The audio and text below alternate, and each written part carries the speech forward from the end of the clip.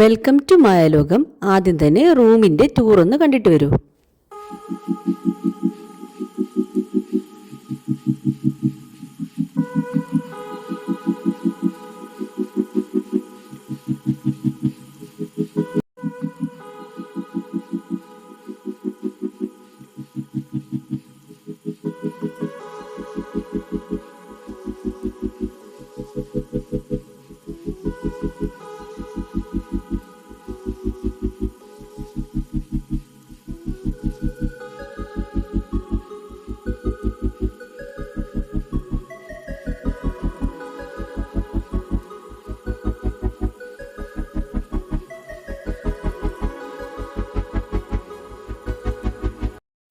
അങ്ങ് ദൂരെ കാണുന്നത് മദർ ഓഫ് അർമീനിയയാണ്.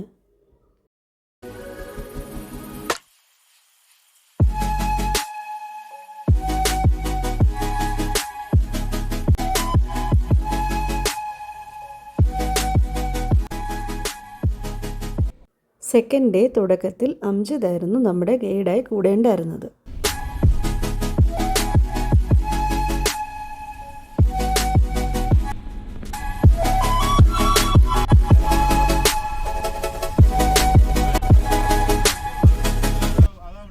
അടുത്തുകൂടെ പാസ് ചെയ്യുന്ന വണ്ടികളുടെ മുകളിലെല്ലാം സ്നോ ഉണ്ടായിരുന്നു. അതിൽ നിന്ന് മനസ്സിലാക്കുന്നത് കുറച്ച് അകലെ തന്നെ സ്നോ പെയ്യുന്നുണ്ടായിരുന്നു എന്നതാണ്. സെക്കൻഡ് ഡേ നമ്മൾ ആദ്യമായി വന്നത് എരവനിലെ കാസ്കേഡ് കോംപ്ലക്സിലാണ്. ഒരു ടാഗ് വെച്ചിട്ടുണ്ട്. ആ ടാഗിൽ ചോപ്പ്, മഞ്ഞ, പച്ച എന്ന് പറയുന്ന ഓരോ കളേഴ്സ്. ചോപ്പ് കളറിൽ ആ പട്ടീൻ്റെ ചെവിയുണ്ട്. അതിൻ്റെ അടുത്തെന്ന് പറഞ്ഞാൽ അത്ര ഫ്രണ്ട്ലി അല്ല. പെറ്റ് ചെയ്യാൻ വേണ്ടിയിട്ട് അത്രയ്ക്ക് നല്ല പട്ടിയല്ല. വേണമെങ്കിൽ ചെയ്തിന് ചിലപ്പോൾ കടി കിട്ടും. പക്ഷെ പച്ചയാണെങ്കിൽ ക്വൈറ്റ് ഫ്രണ്ട്ലി. വേണമെങ്കിൽ അതിനെ പെറ്റ് ചെയ്യുക, അങ്ങനെയൊക്കെ. ഓക്കെ. ദ കാസ്കേഡ് എന്നറിയപ്പെടുന്ന ഈ സമുച്ചയം വാസ്തുശില്പിയായ അലക്സാണ്ടർ തമന്യാൻ ആണ് രൂപം നൽകിയത്. നഗരത്തിൻ്റെ 2 ഭാഗങ്ങൾക്കിടയിൽ കാസ്കേഡ് വെള്ളച്ചാട്ടങ്ങളും ടെറസ് പൂന്തോട്ടവും സൃഷ്ടിക്കുക എന്നതായിരുന്നു അദ്ദേഹത്തിൻ്റെ ആശയം. നിർഭാഗ്യവശാൽ അദ്ദേഹത്തിന് അത് കാണാൻ സാധിച്ചില്ല. 1970 അലക്സാണ്ടറുടെ മരണത്തിനു ശേഷം 1980 ജിം ടൊറോഷ്യൻ കാസ്കേഡിൻ്റെ രൂപകൽപ്പന പുനരാരംഭിച്ചുവെങ്കിലും മോസ്കോവിൽ നടന്ന ഒളിമ്പിക്സും 1988 അർമേനിയയിൽ നടന്ന ഭൂകമ്പവും 1991 സോവിയറ്റ് യൂണിയൻ്റെ തകർച്ചയ്ക്കും ശേഷം കാസ്കേഡിൻ്റെ നിർമ്മാണം താൽക്കാലികമായി നിർത്തിവച്ചു. അന്നത്തെ കാലത്ത് ലഭ്യമായിരുന്ന വെളുത്ത ട്രാവർട്ടൈൻ കല്ലുകളായിരുന്നു കാസ്കേഡിൻ്റെ രൂപകൽപ്പനയ്ക്കായി ഉപയോഗിച്ചിരുന്നത്. അർമേനിയ റിപ്പബ്ലിക് ഗവൺമെൻറ് നിലവിലുള്ള കാസ്കേഡിൻ്റെ ഭാഗങ്ങൾ പുനർനിർമ്മിക്കുവാനും അതിൻ്റെ പൂർത്തിയാകാത്ത ഭാഗങ്ങൾ പൂർത്തിയാക്കാനും തീരുമാനിച്ചു. 2022 കഫേസ്ജിയർ മ്യൂസിയം ഫൗണ്ടേഷൻ അതിന് തുടക്കമിടുകയും ഡേവിഡ് ഹോഡ്സൺ അതിൻ്റെ ആർക്കിടെക്റ്റായി മാറുകയും ചെയ്തു. തുടർന്ന് 7 വർഷത്തിനുള്ളിൽ സ്മാരകത്തിൻ്റെ മിക്കവാറും എല്ലാ ഭാഗങ്ങളും നവീകരിക്കുകയും കഫേസ്ജിയർ മ്യൂസിയം ഓഫ് ആർട്സ് ആയി മാറുകയും ചെയ്തു. പ്രധാന രക്ഷാധികാരിയായ ജെറാൾഡ് കഫേസ്ജിയറിൻ്റെ പേരിലുള്ള കലാകേന്ദ്രമായി മാറി ഇത്. ആദ്യത്തെ ടെറസിൽ സൺഡയലുകൾ പോലെ തോന്നിക്കുന്ന ഘടനകളിൽ നിന്ന് വെള്ളം ഒഴുകുന്ന 15 ജെറ്റുകളുള്ള ഒരു ജലധാരയുണ്ട്. ഓരോ ലെവലിലും ഇത്തരത്തിലുള്ള ജലധാരകൾ കാണാം. 1920s ഇത് കൺസ്ട്രക്ട് ചെയ്യാൻ തുടങ്ങി. ആ സമയത്ത് വാറും കാര്യങ്ങളൊക്കെ വന്നിട്ട് ഇത് ഡിലേ ആയി അവസാനം 2009 ഇത് കംപ്ലീറ്റ് ആയ ഒരു മോണുമെൻറ്റ്, ആർട്ട് മ്യൂസിയമാണ്. ആ ആർട്ടിസ്റ്റുകളാണ് ഇങ്ങനെ കുത്തിവെച്ചതൊക്കെ വഴിയിലൊക്കെ കണ്ടത്. ഇതല്ല ഇതൊക്കെ ഇവിടെ വന്ന ആർട്ടിസ്റ്റുകളാണ്. ഇവിടെ ഒരു ഇതൊക്കെ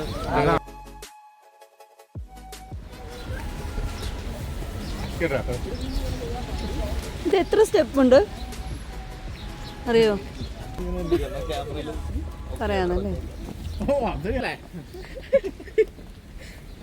19, 20, 21, 23,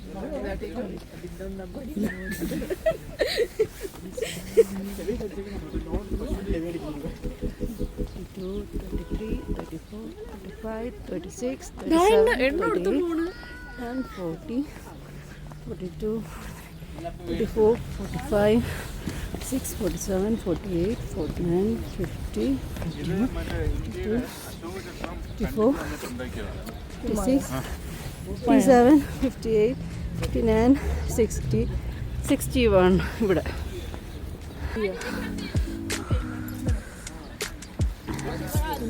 ഒരാളുടെ കളിയുണ്ട്.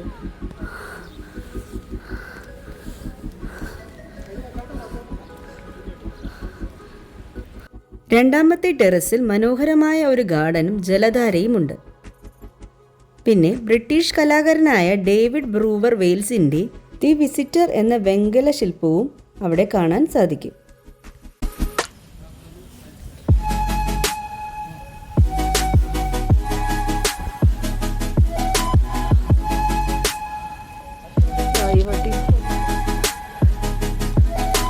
വെള്ളം കുടിക്കുന്നു.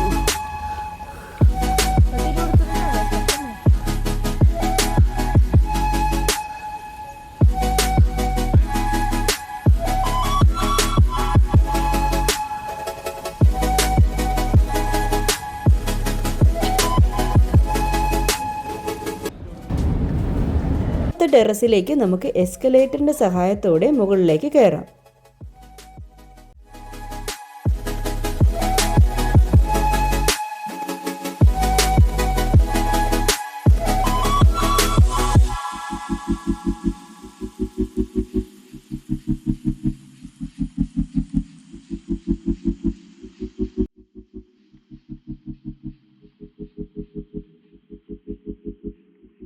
മുകളിലേക്ക് പോകും വഴി പലയിടത്തും പലതരത്തിലുള്ള ആർട്ട് വർക്കുകൾ കാണാൻ സാധിക്കുമായിരുന്നു.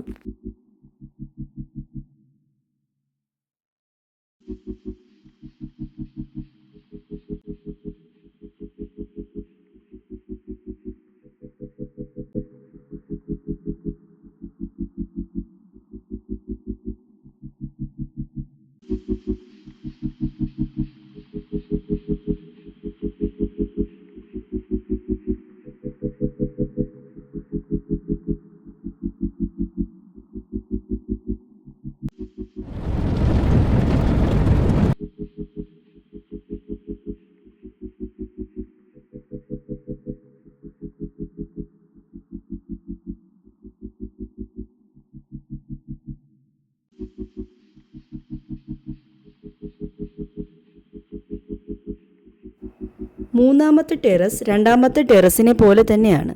പൂന്തോട്ടവും ജലധാരയും മറ്റും. അവിടുത്തെ ഡോർ ക്ലോസ് ആയത് കാരണം നമ്മൾ മൂന്നാമത്തെ ടെറസിലേക്ക് പോയി.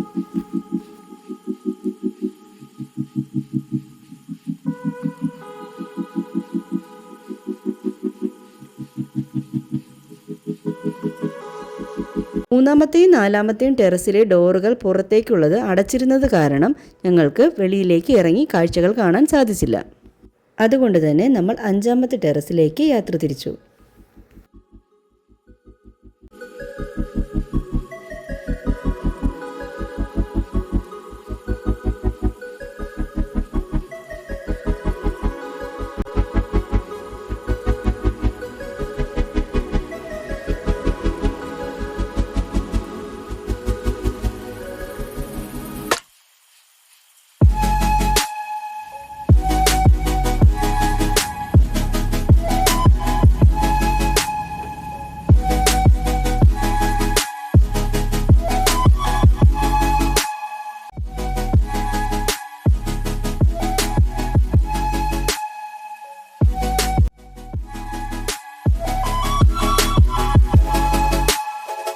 അഞ്ചാമത്തെ ടെറസിൽ നിരവധി നീന്തൽ താരങ്ങളുടെ മനോഹരമായ പോസുകൾ കാണാൻ സാധിക്കും.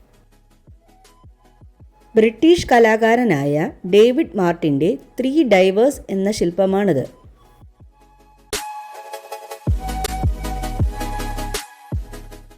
ശില്പി അവരുടെ കായികക്ഷമതയും ചലനവും നമുക്ക് മനസ്സിലാക്കാൻ സാധിക്കുന്ന വിധമാണ് അത് നിർമ്മിച്ചിരിക്കുന്നത്.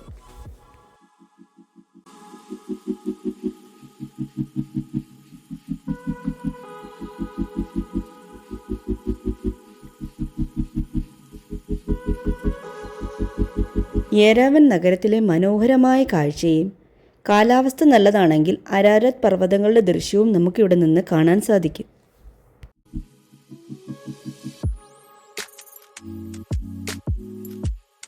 മുകളിലായി കാണുന്നതാണ് മോണുമെൻ്റൽ ടെറസ്. കാസ്കേഡിൻ്റെ മുകളിലായി രൂപകൽപ്പന ചെയ്തിട്ടുള്ള ഒരു സ്മാരകമാണിത്.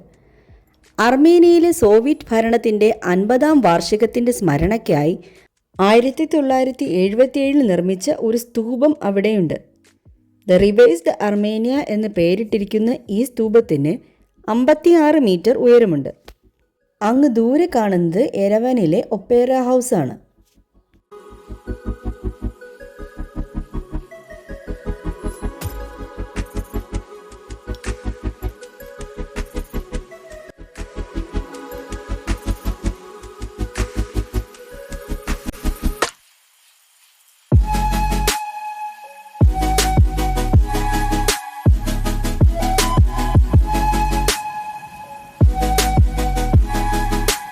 അവിടുന്ന് നമ്മൾ തിരിച്ചതിന് ശേഷം മഴ അതിശക്തമായി പെയ്തു തുടങ്ങി. ഇടയ്ക്കിടെ ചെറുതായി മഞ്ഞും പെയ്യുന്നുണ്ടായിരുന്നു.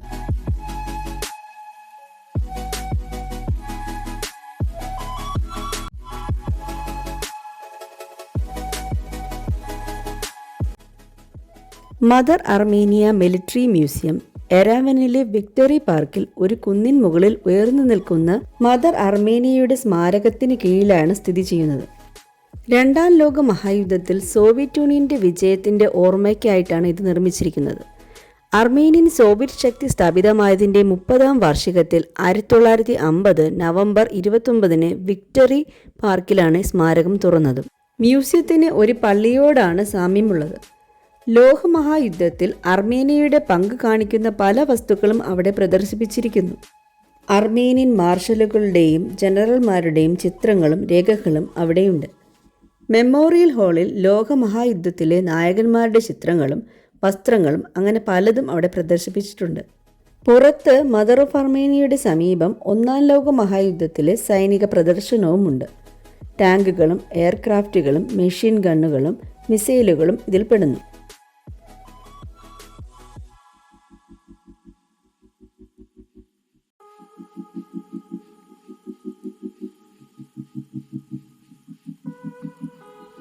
സ്മാരകത്തിൻ്റെ എതിർവശത്തായി നിത്യവും ജ്വലിച്ചുകൊണ്ടിരിക്കുന്ന ഒരു ജ്വാലയുമുണ്ട്. കയ്യിൽ ഉറയിലിട്ട വാളും കാലിൽ ഒരു പരിചയമുള്ള ഈ ശില്പം ഹാമേഡ് കോപ്പർ കൊണ്ട് നിർമ്മിച്ച ഒരു സ്ത്രീയുടെ മുഴുനീള മാതൃകയാണ്. മാതൃരാജ്യത്തിൻ്റെ ശക്തിയും മഹത്വവും തുറന്നു കാട്ടുന്നതുമാണ് ഈ ശില്പം.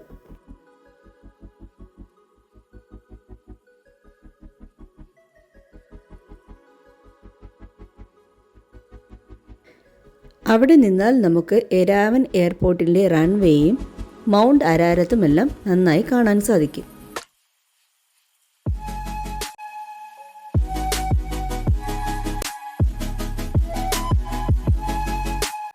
അവിടെ നിന്ന് ഞങ്ങൾ പിന്നെ തിരിച്ചത് അർമേനിയൻ ഫുഡ്സ് എക്സ്പ്ലോർ ചെയ്യാനായിരുന്നു. റോഡിൻ്റെ ഇരുവശങ്ങളിലായി മഞ്ഞ് വീണ് കിടക്കുന്നത് കണ്ടപ്പോൾ തന്നെ എല്ലാവർക്കും ആകാംക്ഷയായി. ഗൈഡായ മെലീനോട് എവിടെയെങ്കിലും ഒന്ന് നിർത്തണേ എന്ന് പറഞ്ഞപ്പോൾ കുറച്ചകലെയായി ഒരു സ്ഥലമുണ്ട്, അവിടെ നിർത്താമെന്ന് പറഞ്ഞു.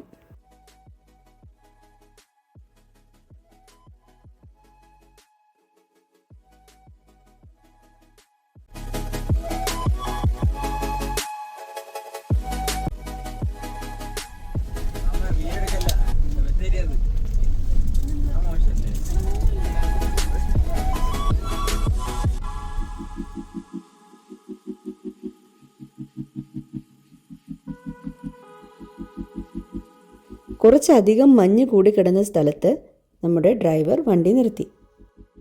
യാത്രക്കിടയിൽ ആദ്യമായി കിട്ടിയ മഞ്ഞായതുകൊണ്ട് തന്നെ എല്ലാവരും വളരെയധികം എക്സൈറ്റഡുമായി.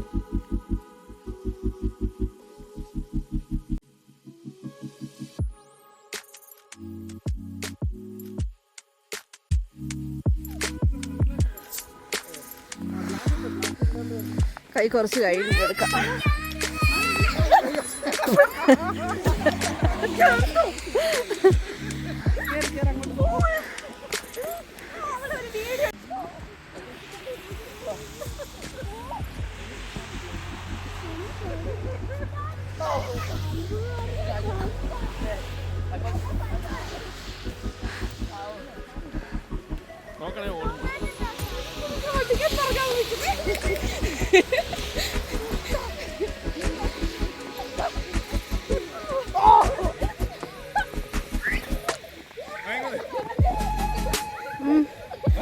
എന്തിന്?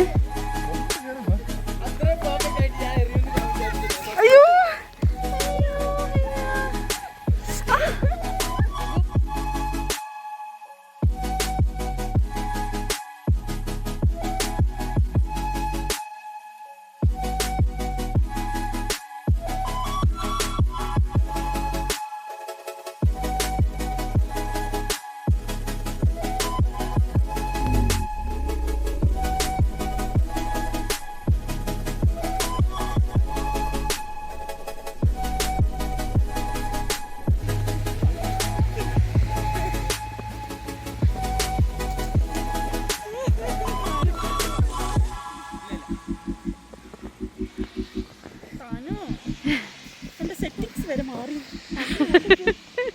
മഞ്ഞ് പോയി, അതിൽ വീണ് സെറ്റിങ്സ് പോയി.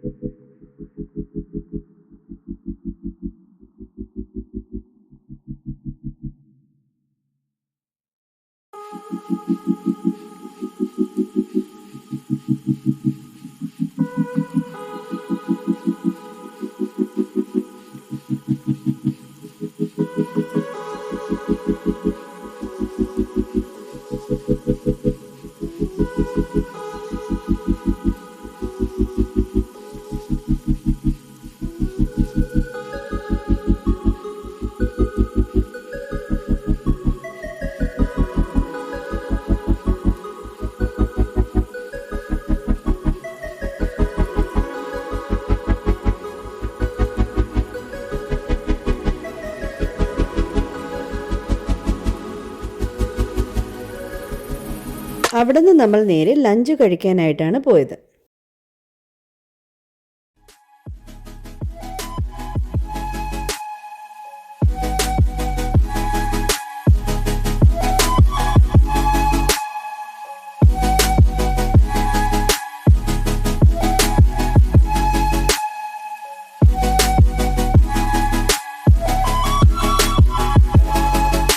ഞങ്ങൾ ലഞ്ച് കഴിക്കാനായി എത്തിയത് സെർജി മോട്ടിലായിരുന്നു.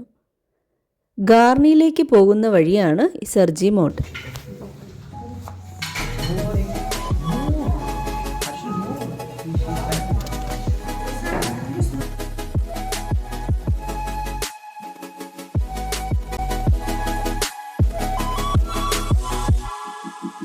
അടുത്തതായി ഞങ്ങൾ വന്നത് ഗെഗാർഡ് മൊണാസ്ട്രിയിലേക്കാണ്. മധ്യ അർമേനിയയിലെ കൊട്ടാക് പ്രവേശ്യയിലെ ആസാദ് താഴ്വരയുടെ പ്രവേശന കവാടത്തിലാണ് ഗെഗാർഡ് മൊണാസ്ട്രി സ്ഥിതി ചെയ്യുന്നത്. ഇത് യുനെസ്കോയുടെ ലോക പൈതൃക സൈറ്റായി ലിസ്റ്റ് ചെയ്തിരിക്കുന്നു. 4-ാം സെഞ്ച്വറിയിൽ ഗ്രിഗറി ദ ഇല്ലുമിനേറ്റർ ആണ് ഈ മൊണാസ്ട്രി സ്ഥാപിച്ചത്. ഈ മൊണാസ്ട്രിയുടെ ആദ്യ പേര് ഐറിവാങ് എന്നായിരുന്നു, എന്നാൽ കേവ് മൊണാസ്ട്രി എന്നതാണ്. പാർക്കിങ്ങിൽ വണ്ടി പാർക്ക് ചെയ്തതിന് ശേഷം മുകളിലേക്ക് കയറുമ്പോൾ നടപ്പാതയിൽ ഫ്രൂട്ട് ലവാഷ്, ഗാട്ട, സ്വീറ്റ് ബ്രെഡ്, സൊവനിയേഴ്സ് മറ്റും വിൽക്കുന്നവരെ കാണാം.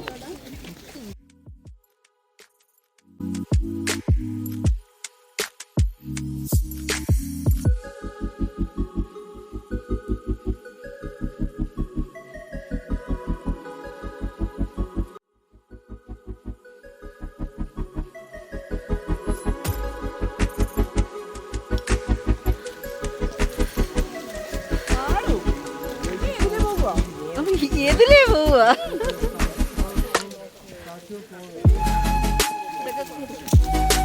മോനെ ഒന്നുകൂടെ പറയൂ. അയ്യോ അങ്ങ് മുകളിലാ പോകണ്ടേ എൻ്റെ മോനെ. വിധി അങ്ങോട്ടാ പോകണ്ടേ? ആ പാറയ്ക്കകത്ത്. ഓ അവിടെ അവിടെ മുകളില്. എടോ ഇത് എൻട്രൻസ് മാത്രം. ഇതോ അങ്ങോട്ടാ പോകണ്ടേ മുകളില്. ഓ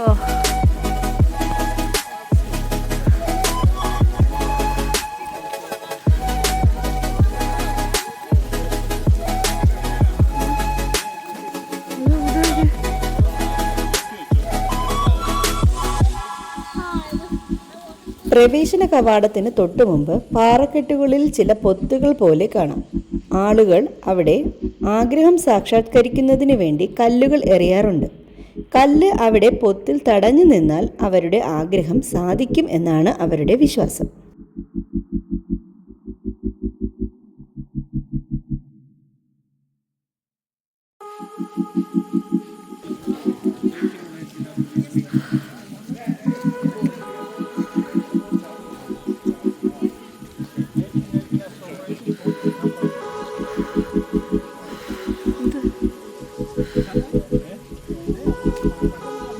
നല്ല പൂച്ച.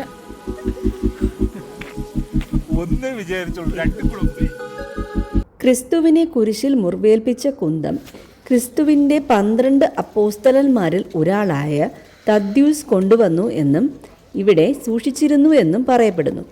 ഗെഗാഡ് എന്നാൽ കുന്തം എന്നാണ് അർത്ഥം. അതിനാലാണ് ഈ മൊണാസ്ട്രിക്ക് ഗെഗാഡ് മൊണാസ്ട്രി എന്ന പേര് വന്നത്. 500 വർഷക്കാലം ഇത് ഗെഗാഡിൽ ആയിരുന്നു. ഇപ്പോൾ അത് എച്ച്മിയാഡിസിനിലെ ട്രഷറി മ്യൂസിയത്തിലാണ്. മൊണാസ്ട്രിയിൽ ഒരു സ്കൂൾ ലൈബ്രറി, പാറകൾ മുറിച്ച് ഉണ്ടാക്കിയ വാസസ്ഥലങ്ങൾ എന്നിവയുണ്ട്. സന്യാസിമാർ താമസിച്ചിരുന്നത് ആശ്രമത്തോട് ചേർന്നുള്ള ഗുഹകളിലായിരുന്നു. കാലിഗ്രാഫി എന്ന കലയുടെ വികാസനത്തിന് സന്യാസിമാർ നൽകിയ സംഭാവന വളരെ വലുതാണ്. അതുപോലെ തന്നെ ആശ്രമത്തിന്റെ ചുവരിൽ പലയിടത്തും പലതരത്തിലുള്ള കൊത്തുപണികളും കാണാൻ സാധിക്കുന്നു. തെന്നല്ലേ കുഞ്ഞാ, തെന്നല്ലേ?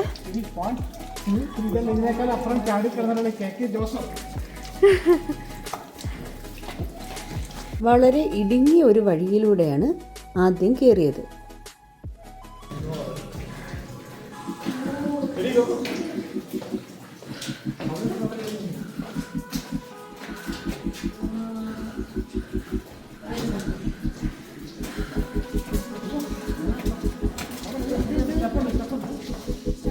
ആയിരത്തി 288 പപ്പാക്പോഷിൻ്റെയും ഭാര്യ റുസുക്കാനയുടെയും ശവകുടീരമാണ് അപ്പർ റമദുൻ. രാജകുമാരന്മാരായ മെറിക്കിനെയും ഗ്രിഗോറിനെയും ഇവിടെ അടക്കം ചെയ്തതായി പറയപ്പെടുന്നു. എന്നാൽ ഈ ശവകുടീരങ്ങൾ അപ്രത്യക്ഷമായി എന്നാണ് രേഖകളിൽ. ഈ അറയിലേക്ക് നയിക്കുന്ന ഇടനാഴിയുടെ വശങ്ങളിൽ കുരിശുകൾ പാറ മുറിച്ച് ഉണ്ടാക്കിയിട്ടുണ്ട്. ദൃഢമായ പാറയിൽ അർദ്ധവൃത്താകൃതിയിൽ ഡോം വെട്ടിയെടുത്തിരിക്കുന്നു. അതിനെ ഒരു ചതുരത്തിൽ ഘടിപ്പിച്ച പോലെയാണ് താഴെ നിന്ന് നോക്കുമ്പോൾ കാണുന്നത്. ചുമരിലും മറ്റും നിരവധി കുരിശുകളും കാലിയോഗ്രാഫിയും കാണാം. കൂടാതെ ഗുഹയുടെ ഒരു കോണിൽ ഒരു ദ്വാരം താഴെയുള്ള പ്രധാന റമദൂനിലേക്ക് നോക്കാൻ സാധിക്കുന്നു. ഇവിടുത്തെ ശബ്ദശാസ്ത്രം അവിശ്വസനീയമാണ്. ഞങ്ങൾ അവിടെ എത്തിയപ്പോൾ ഒരു ലേഡി അവിടെ നിന്ന് എന്തോ ആലപിക്കുന്നുണ്ടായിരുന്നു.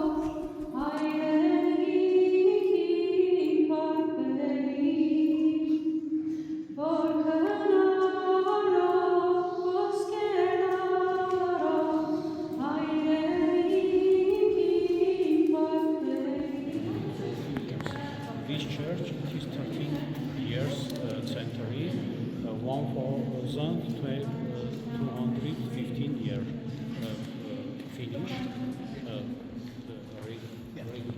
This Kate monastery, where he will down, she will show you that how come water you can drink. It is healthy water. After here you will go to down to see that how water come from mountains. That you see how is from mountains coming clean drinking water. You saw our water how it come when snow coming in mountains. It is filtered. filters in stones inside mountain and clean coming out. But this water in place is very healthy.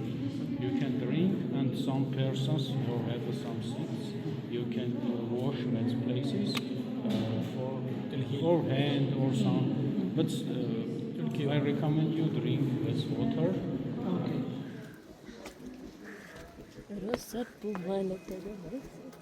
ഉണങ്ങിയിരിക്കണല്ലേ.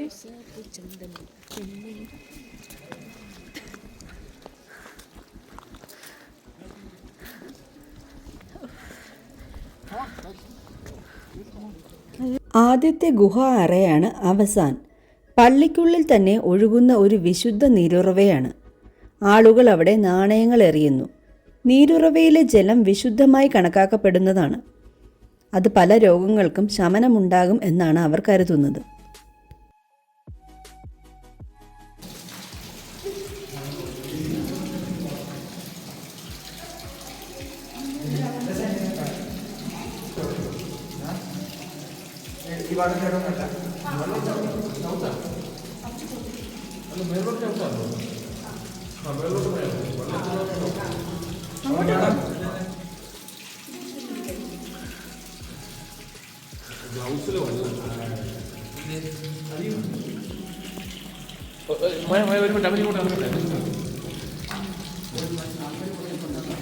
ആ കുടിയിൽ വീണ പിന്നെ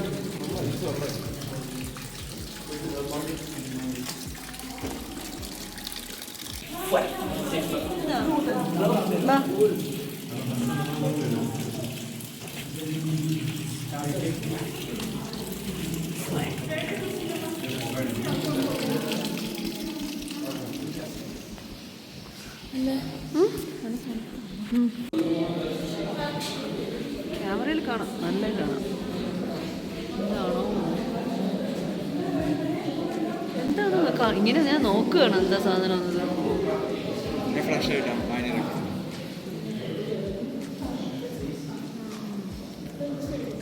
ഒന്നുമില്ല,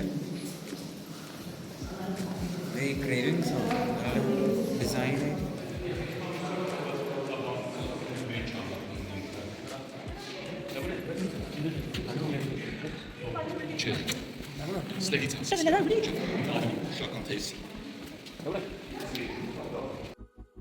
പാറയിൽ നേരിട്ട് മുറിച്ച ചതുരാകൃതിയുള്ള അറയാണ് ഇത്.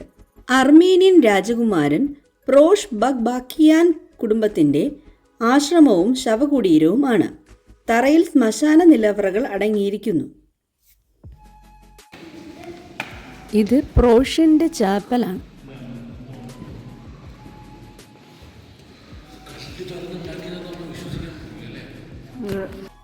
ഇവിടത്തെ ഡോമിനും മനോഹരമായ കൊത്തുപണികൾ ചെയ്തിട്ടുണ്ട്.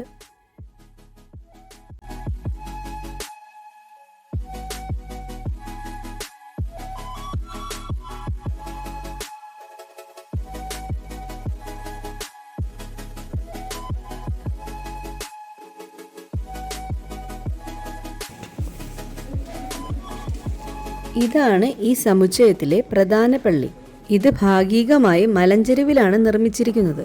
പള്ളിക്കുള്ളിലെ ഡോമും ലൈറ്റും എല്ലാം പ്രത്യേകതയുള്ളത് തന്നെയായിരുന്നു.